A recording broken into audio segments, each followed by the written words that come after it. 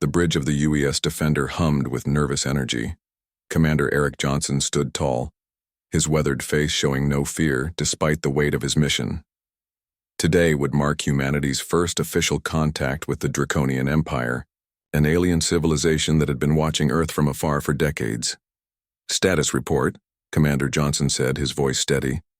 "All systems normal, sir," replied Officer Paul Green from his station. "The Draconian vessel is maintaining position at the agreed coordinates." Commander Johnson nodded and turned to the woman standing beside him.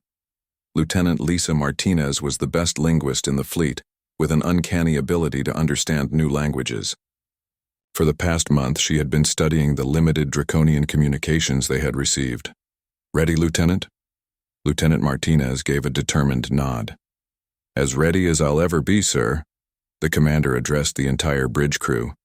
"Remember, people, this is a historic day for humanity. Our job is to establish peaceful contact and show that Earth is ready to join the galactic community. Let's make a good first impression." The UES Defender was not alone. Two other ships, the UES Horizon and UES Liberty, flanked them at a respectful distance. This show of unity was meant to demonstrate that humans came in peace, but were not defenseless. The communications officer's console lit up. "Sir, we're receiving a transmission from the Draconian vessel. They're ready to begin the meeting." "On screen," Commander Johnson ordered. The main view screen flickered to life, revealing the alien face of Admiral Krell. The Draconian had scale-like skin in deep shades of purple and green, with yellow eyes that seemed to pierce through the screen. His mouth was lined with sharp teeth that showed when he spoke. "Greetings, humans," Admiral Krell said, his words translated through the computer system Lieutenant Martinez had programmed. "The Draconian Empire acknowledges your signal." "Commander." Johnson stepped forward. "Admiral Krell, on behalf of the people of Earth, I extend our greeting and our hope for friendship between our worlds." The Draconian's eyes narrowed slightly. "Friendship is a concept for equals, Commander. The Draconian Empire has existed for 10,000 years. Your species has barely left its home planet." Lieutenant Martinez tensed beside the commander. This wasn't starting well. "Perhaps we are young by your standards," Commander Johnson replied diplomatically, "but we are eager to learn and contribute to the galactic community in our own way." Admiral Krell made a sound that might have been a laugh. "Contribute? What could you possibly offer? We have been watching your planet. You spend more time fighting among yourselves than advancing your technology." "Our diversity is our strength, Admiral," Lieutenant Martinez spoke up. "Different ideas and perspectives lead to innovation." The Draconian leader's gaze shifted to her. "Bold words from a lesser species." Commander Johnson kept his composure. "We propose an exchange of knowledge and resources that would benefit both our peoples. There's no need for either side to claim superiority." "Enough pleasantries," Admiral Krell said sharply. "Here are the terms of the Draconian Empire. Earth will submit to our rule. You will provide resources as we direct and soldiers for our wars when needed. In exchange, we will protect your planet and guide your development." A cold silence fell over the bridge. Commander Johnson's face hardened. "Those aren't terms for an alliance, Admiral. That's a demand for surrender." "Call it what you wish," Admiral Krell replied. "Your species is too volatile to be allowed free rein in the galaxy. This is the most generous offer you will receive." Lieutenant Martinez stepped closer to the commander. "Sir, this doesn't feel right," she whispered. "Their posture has changed.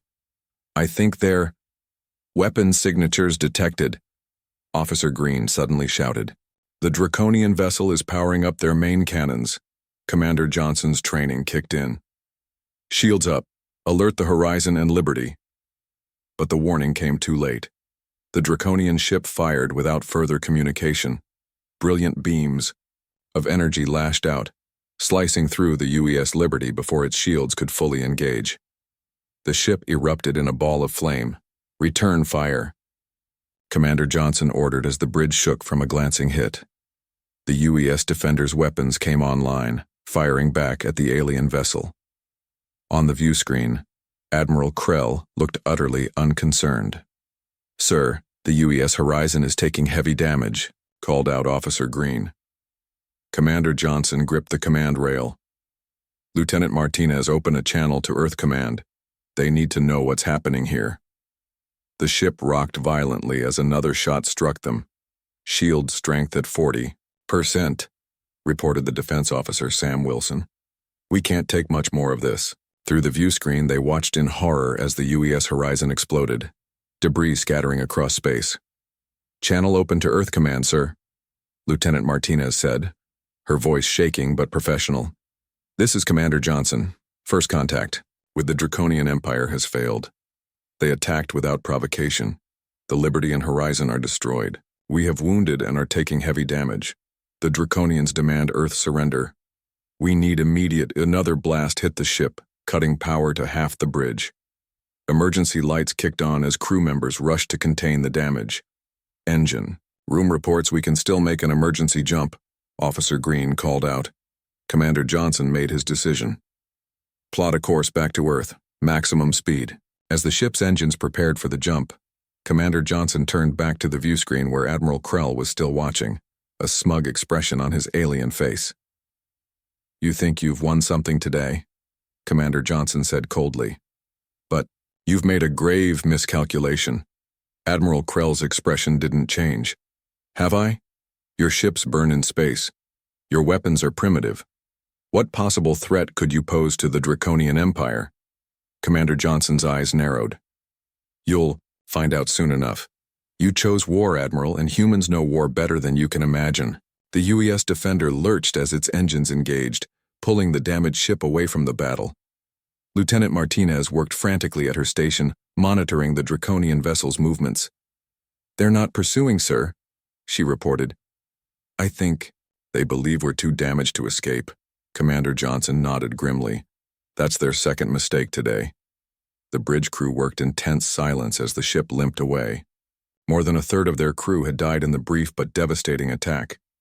Commander Johnson looked around at the damaged bridge, at the faces of his surviving crew, and saw not defeat, but determination. Send a message to all departments, he ordered. Tell them to preserve all sensor data from the attack. We need to know everything about their weapons, their shields, their tactical patterns. What are we going to do, sir? Asked Officer Green. Commander Johnson's face was set. In stone. We're going to go home. We're going to bury our dead. And then we're going to show the Draconian Empire exactly why they should have come in peace. As the stars streaked past the viewports, Lieutenant Martinez quietly said what everyone was thinking. They have no idea what they've started. Commander Johnson nodded. No, they don't. But they will. 3 months had passed since the attack. The Draconian scouts that patrolled the edges of Earth's solar system reported strange findings to their superiors. Earth had gone quiet. The usual radio chatter, satellite communications, and space traffic had dropped to almost nothing. The few signals they detected were basic and routine. The humans cower in fear, said Captain Vex as he delivered his report to Admiral Krell. They know they cannot match our might. Admiral Krell reclined in his command chair aboard the Draconian flagship. As expected, soon they will beg for our mercy and accept our terms. But the Admiral was wrong. Earth was not cowering. Earth was preparing. Deep beneath the Rocky Mountains, in a facility that didn't exist on any public map, General Susan Williams stood before a wall of screens. Each one showed a different part of humanity's response to the Draconian threat. Status report, she said to the room full of military leaders from around the world. Colonel Greg Harris stepped forward. The Pacific Fleet is fully converted with the new shield technology.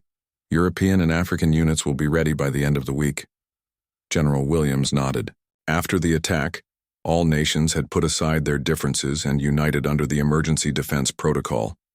Old enemies now worked side by side. The entire planet focused on one goal: survival. Dr. Rodriguez, how is your team progressing? General Williams asked. A tired-looking man with glasses adjusted his lab coat. Dr. Alan Rodriguez hadn't slept more than 4 hours a night since the attack.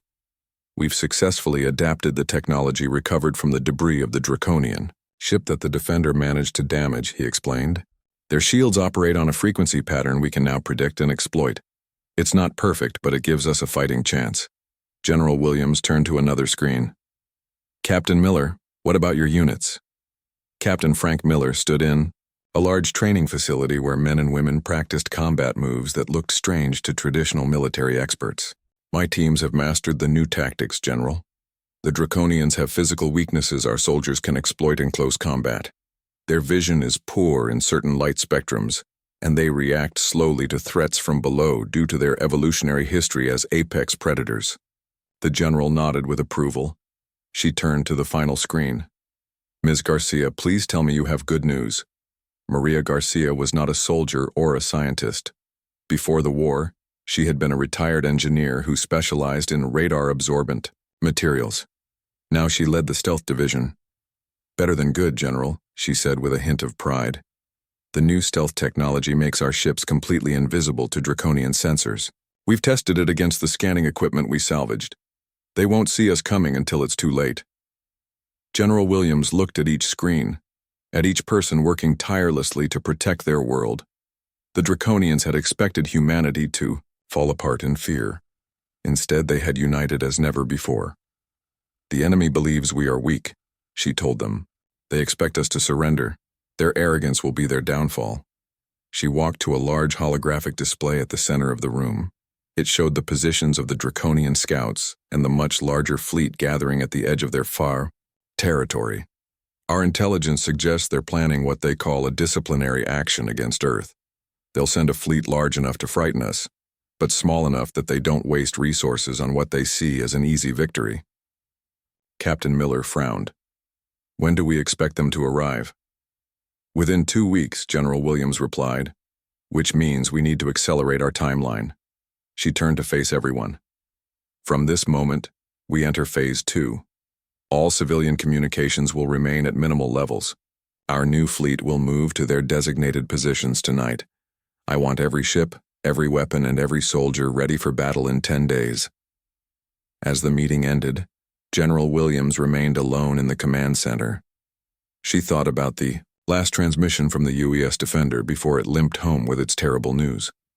Commander Johnson's warning to the Draconians echoed in her mind. Out in space, the Draconian Empire continued to watch and wait. Their scouts reported the same thing day after day. Minimal activity. No military buildup they could detect. No sign that Earth was preparing for war. Perhaps they are even more primitive than we thought, Admiral Krell said to his war council. They don't even understand the threat they face.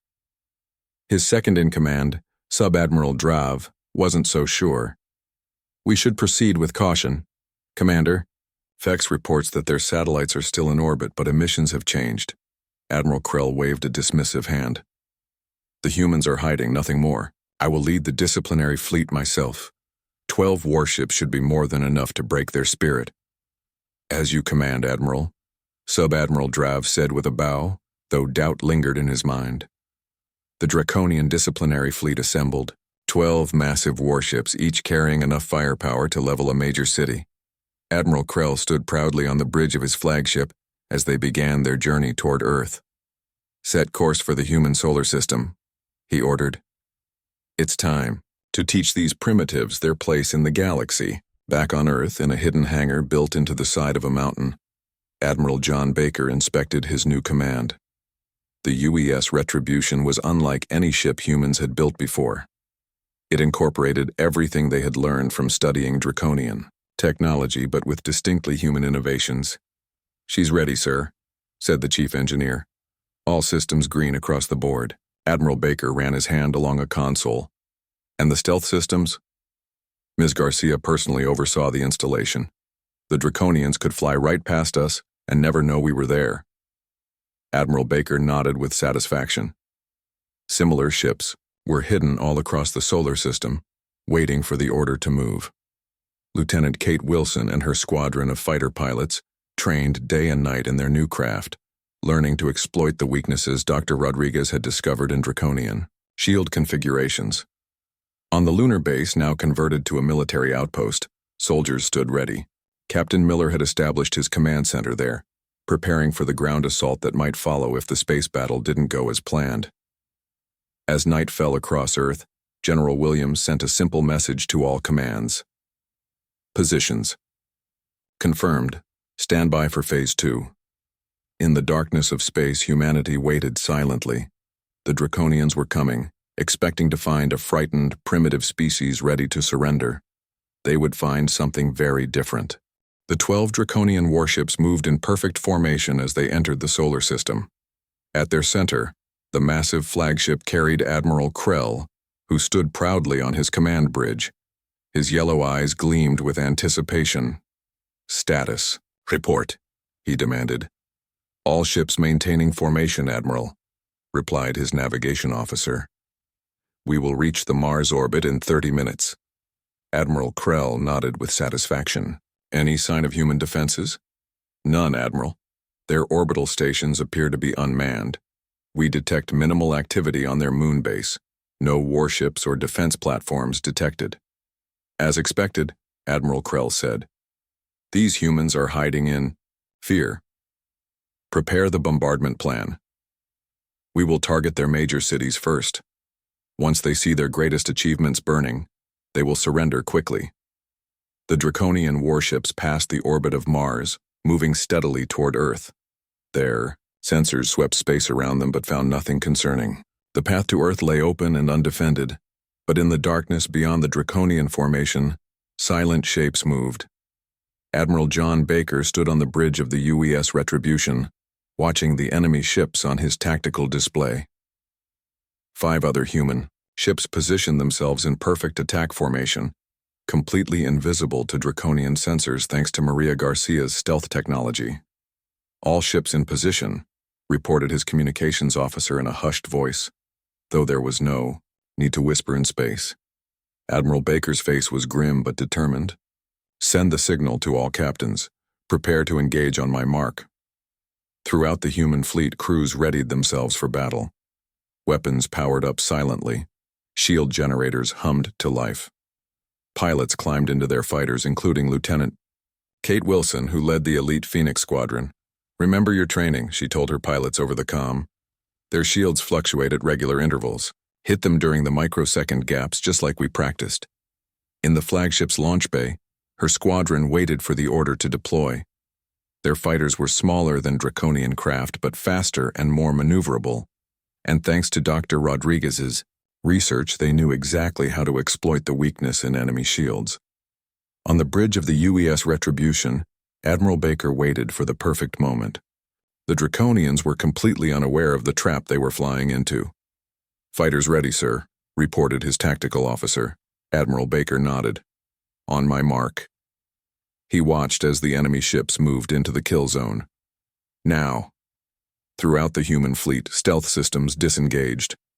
6 warships suddenly appeared on Draconian sensors, positioned perfectly to attack their formation from behind. On the Draconian flagship, alarms blared. "Admiral!" shouted the sensor officer in panic. "Human vessels detected. They're right behind us." Before Admiral Krell could respond, the UES Retribution fired its main weapons. Enhanced with Dr. Rodriguez's adaptations, the energy beams struck the rearmost Draconian ship precisely where its shields were weakest. The massive warship exploded in a ball of flame. "All ships return fire," Admiral Krell roared, his composure shattered by the surprise attack. But the Draconian ships were in disarray, caught completely off guard.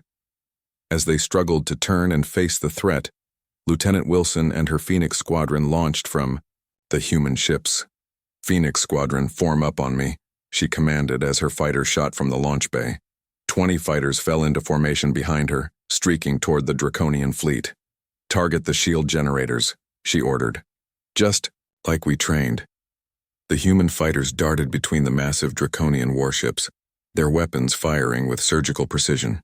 Unlike the bulky Draconian fighters now launching to intercept them, the human craft moved with incredible speed and agility. Lieutenant Wilson led her squadron toward one of the largest enemy ships. "Attack pattern Delta. Wait for my mark." Uriel watched her targeting computer carefully, waiting for the brief moment when the enemy shields would fluctuate. "Now!"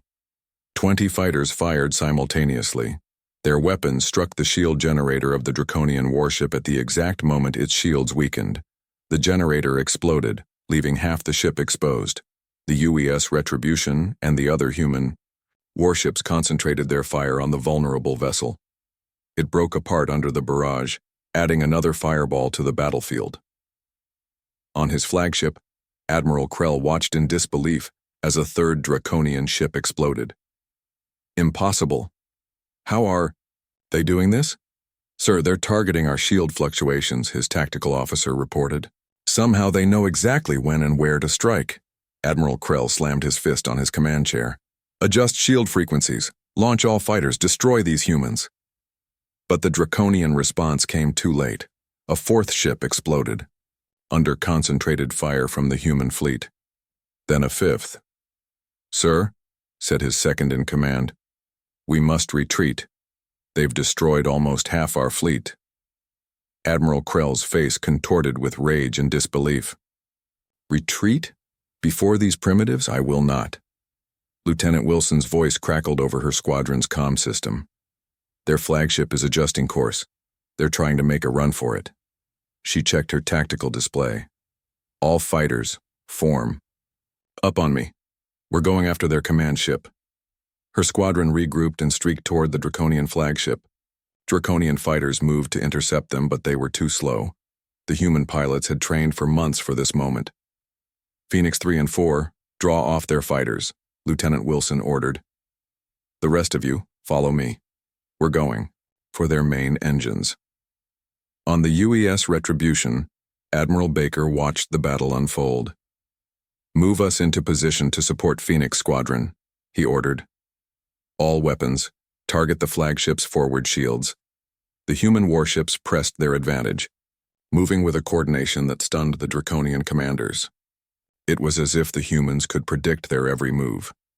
In his command center on the lunar base, Captain Miller watched the battle through live feeds. General Williams, he reported over a secure channel, Phase 3 is proceeding better than expected. The enemy is in disarray. On Earth, General Williams nodded with grim satisfaction. Tell Admiral Baker to leave one ship intact. We want survivors to carry our message back to the Draconian Empire. In space, the battle reached its climax as Lieutenant Wilson's squadron disabled the engines of the Draconian flagship. Admiral Krell's ship drifted helplessly as the UES Retribution moved alongside it. Open a channel, Admiral Baker ordered. The communications officer nodded. Channel open, sir. Admiral Baker stood tall. This is Admiral John Baker of Earth Defense Forces. Your fleet is destroyed, your flagship is disabled, you have one chance to surrender. On his damaged bridge, Admiral Krell stared at the human's face on his view screen. Rage and confusion battled within him. This is impossible, he snarled. You are primitives. How did you defeat our warships? Admiral Baker's expression remained cold. You made a mistake, Admiral. You judged us by our technology, not by our nature. Humanity has been fighting wars since we first picked up stones. It's in our blood. He paused, then delivered the message General Williams had prepared. Return to your empire. Tell your leaders that Earth will not surrender. Tell them that they chose war, and now they're seeing how it's done. With that, the human ships turned away, leaving one Draconian vessel intact to limp home. As the UES Retribution led the fleet back toward Earth, Admiral Baker sent a simple message to General Williams. Phase 3 complete. 5 enemy ships destroyed. 6 enemy ships retreated. Minimal casualties on our side. On Earth, General Williams smiled for the first time in months. Send word to all commands, she told her staff. Prepare for Phase 4. The news of the defeat spread quickly through the Draconian Empire. The damaged flagship limped back to Draconian space, carrying a humiliated Admiral Krell and the survivors of his once proud fleet. The Draconian Empress, a fearsome figure known as Zelana the Conqueror, was not pleased.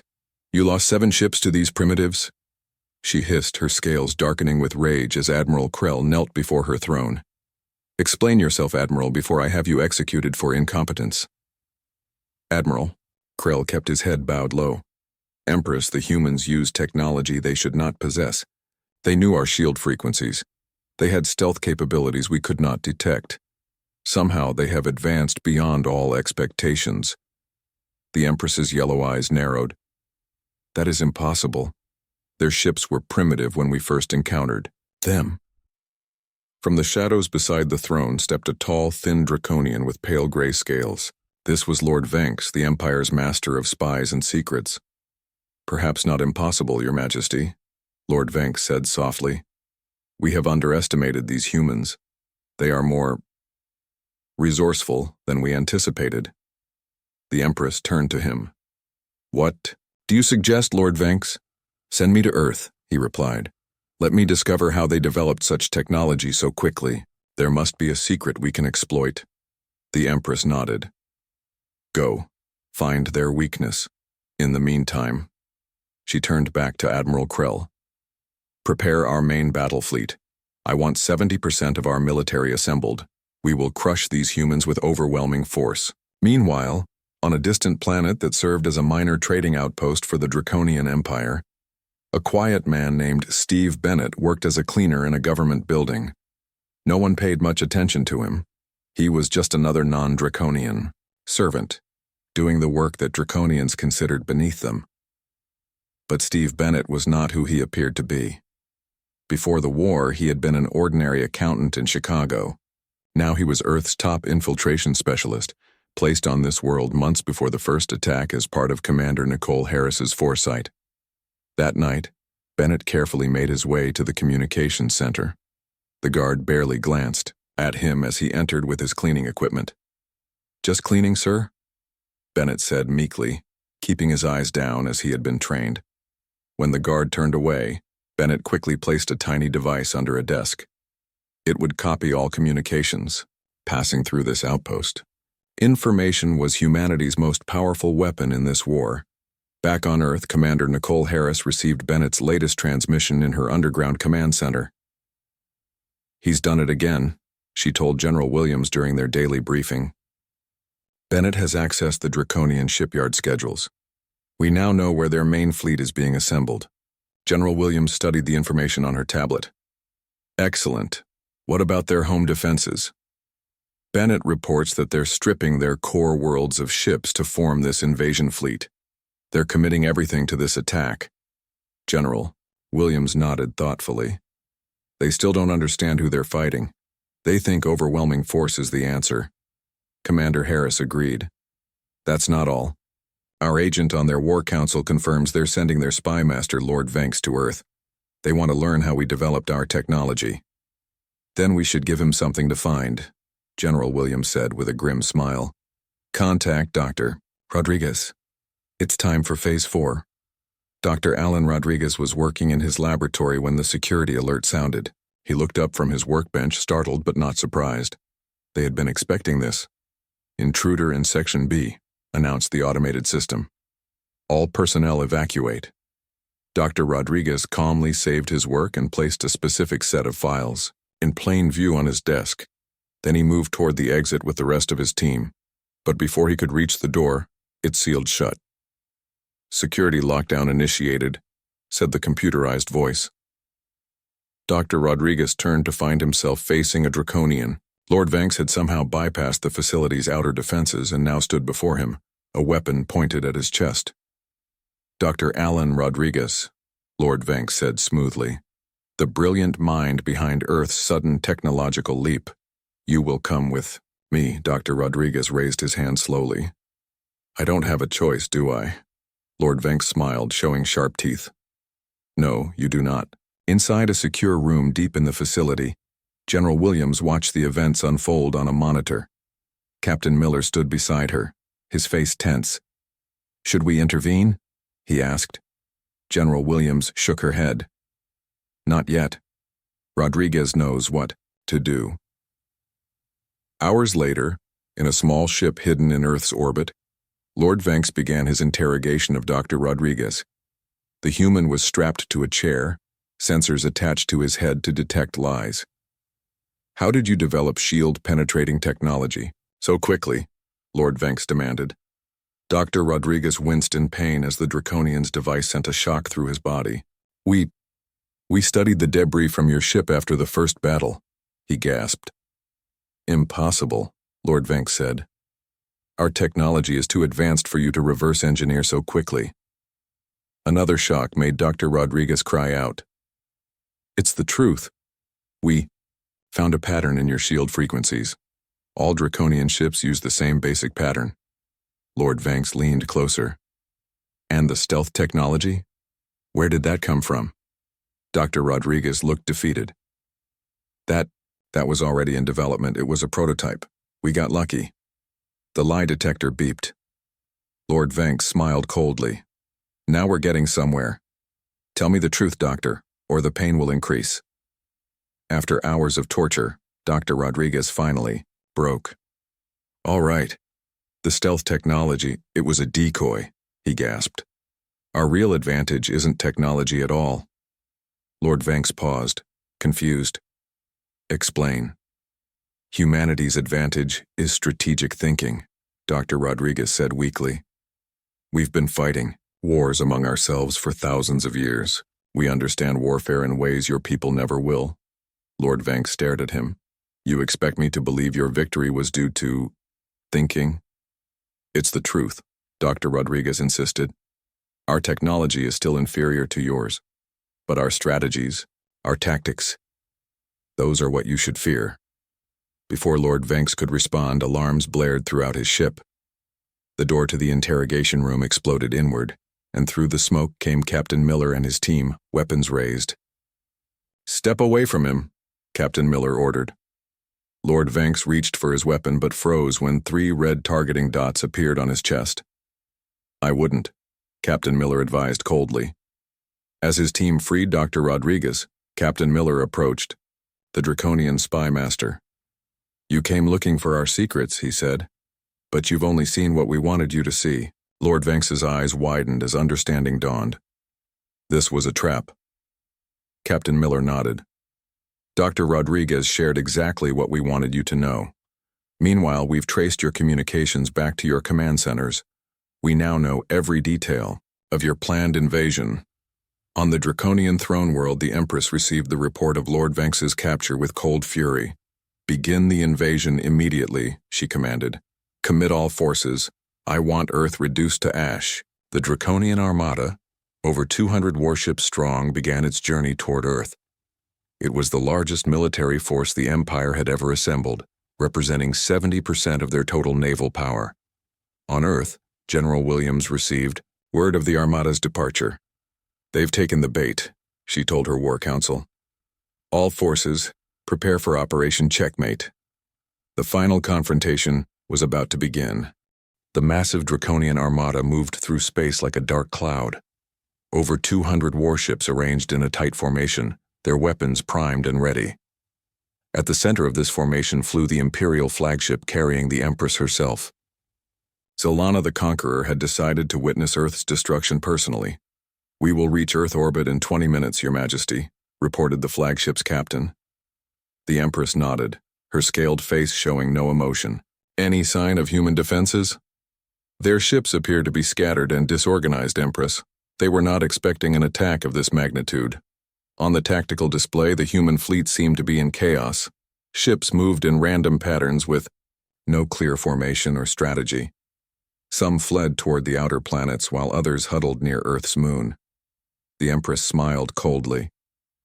They understand now. Their earlier victory was mere luck.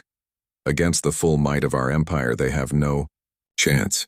But in his cell aboard the Imperial flagship, Lord Vanks was not so confident. The captured spymaster had been brought along to witness his failure redeemed by the Empress's victory. Yet something bothered him about the humans' apparent disarray. It's too perfect, he muttered to himself. Too exactly what we would expect to see. On Earth, in the underground command center, General Williams watched the approaching armada with steady eyes. Around her, officers monitored screens showing the positions of every ship, both human and Draconian. They've taken the bait, she said. The Draconian fleet is moving exactly as predicted.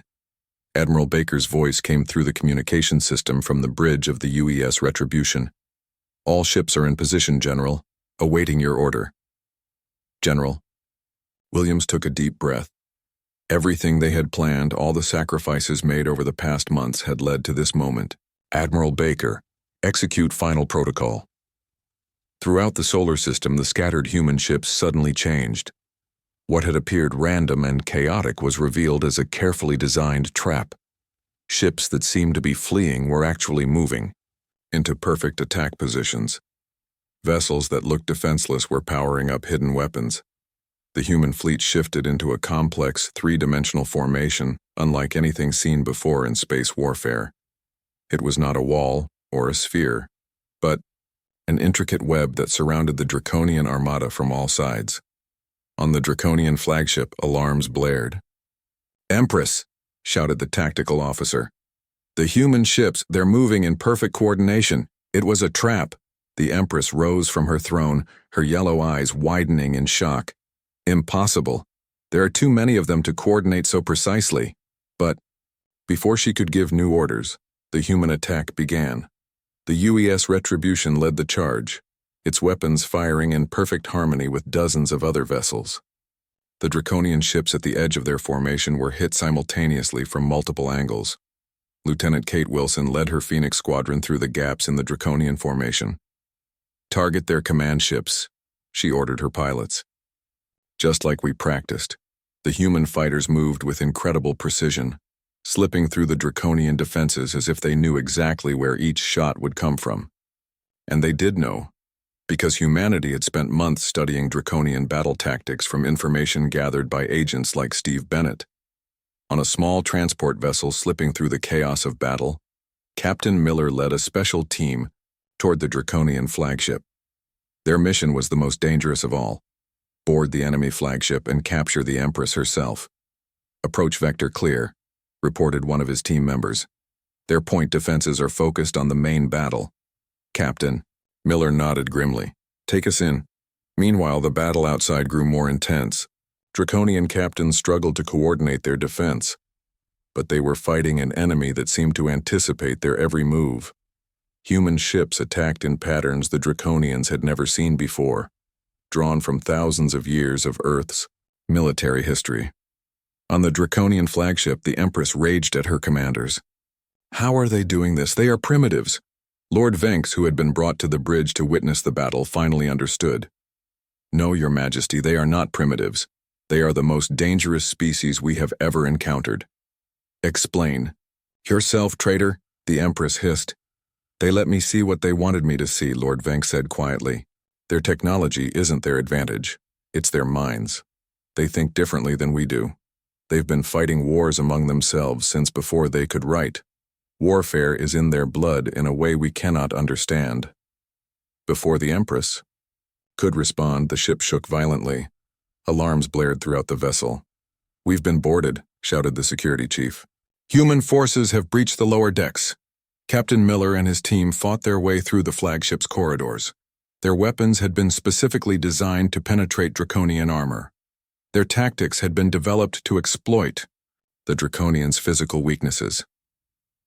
On the bridge, the Empress prepared for the final stand. "Seal all bulkheads. Prepare for battle." But it was too late. The doors to the bridge exploded inward, and through the smoke came Captain Miller and his team.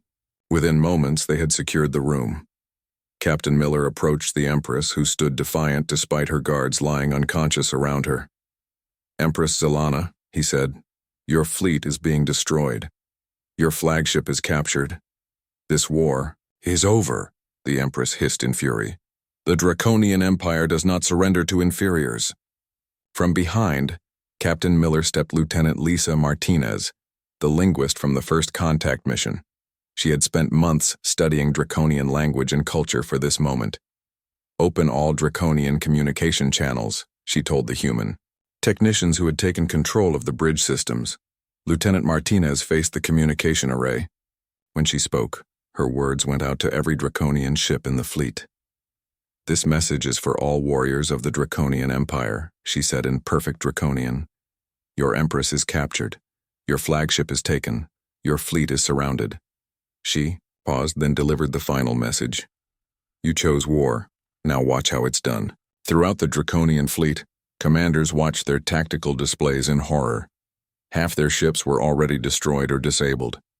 The human fleet had them completely surrounded, and now their Empress was a prisoner. One by one, the Draconian ships powered down their weapons. The greatest empire in the galaxy had been defeated by a species they had dismissed as primitive. On Earth, General Williams received the news with quiet satisfaction. "Signal all commands," she told her staff. "The war is won." In the days that followed, representatives from other alien civilizations began arriving at Earth. They had been watching from afar, many of them victims of draconian aggression in the past. They came not to threaten humanity, but to seek alliance. "Your victory has changed the balance of power in the galaxy," said the ambassador from the Altarian Confederation. "Many worlds wish to stand with humanity now." General Williams met with these ambassadors alongside Commander Eric Johnson, who had survived the first attack months ago. "We did not want this war," Commander Johnson told them, "but we will protect our world and our people, and we will stand with others who seek peace and freedom." The aliens looked at the humans with new respect. They had come expecting to find savages who had gotten lucky. Instead, they found a species whose unique history had forged them into formidable warriors and brilliant strategists. As the meeting ended, one ambassador asked, "What will you do with the Draconian Empire now?" General Williams smiled slightly. "We'll teach them something they never understood before: how to make peace."